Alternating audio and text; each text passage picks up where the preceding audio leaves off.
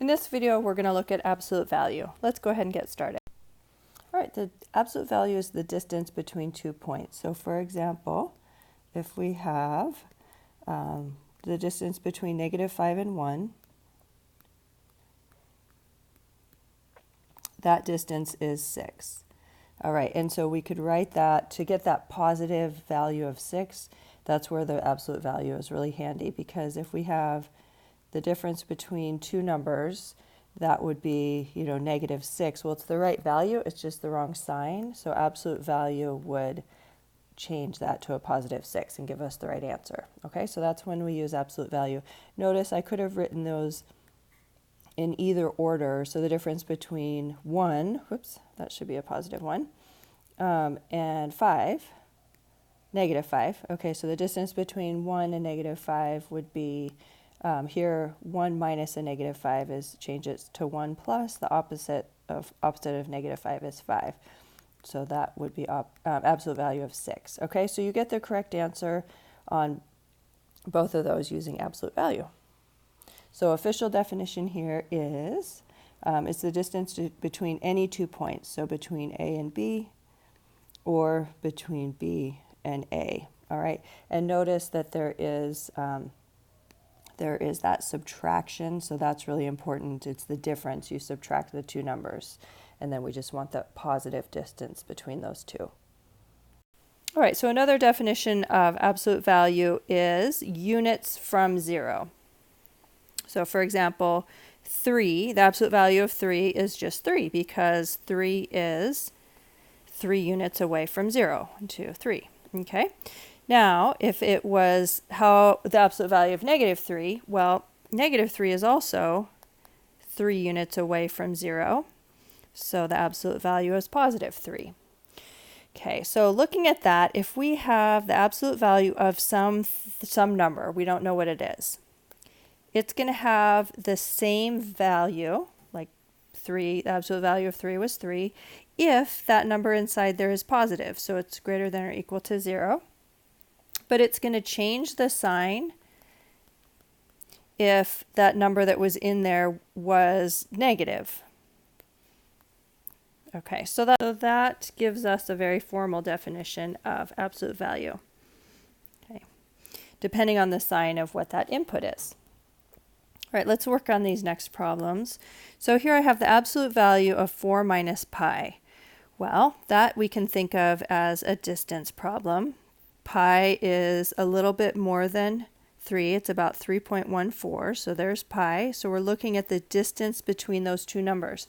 Remember, distance is positive, but I could approximate it if I use 3.14 for pi, but let's say I wanted it to be very exact.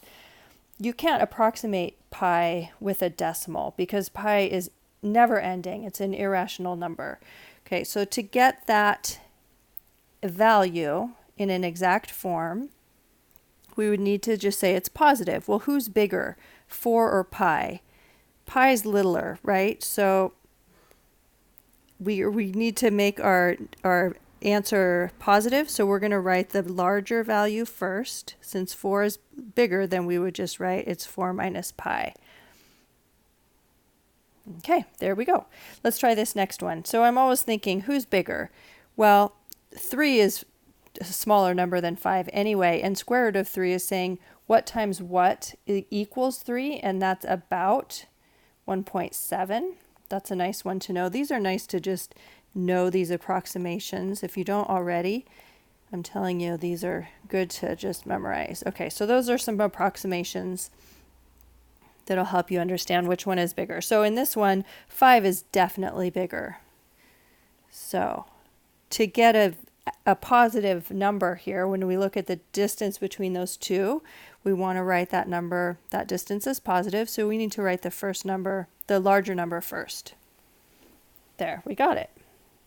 3 minus square root of 3. Perfect. Now this one's a little bit of a mystery. Okay, so we don't know exactly what the value of x is, but this is telling us that x is a number larger than 1. Okay, so when I go in and I look between x and 1, who is bigger? Well, they told me x is bigger. Okay, so that would mean the absolute value of x minus 1, which is the distance between those two values, x and 1, distance has to be positive, so I write the larger one first, and x is bigger, so I would write it as x minus 1. Okay, now you can kind of think of this also in terms of this formal definition that I have here in blue, because the absolute value of some number here, it's the same as what was inside the absolute value bars if our input is positive. And here we have a number that's positive, something bigger than 1, and 1 is positive, right? So you have the difference between those two positive numbers is positive. So you don't have to change, you don't have to write the opposite. The opposite here only happens if our input is negative. For me, it's just easier to think who's bigger, but let's look at this one. Okay, so here, who's bigger, x or 1? Well, this is our clue right here because they're telling us x is smaller than 1. So who's bigger? Well, 1. Okay, so then that means that the distance between x and 1, or the absolute value of x minus 1, would be the larger one comes first, 1 minus x. Okay, you can also use that formal definition of x, the absolute value of some input is the opposite of the input when x is negative.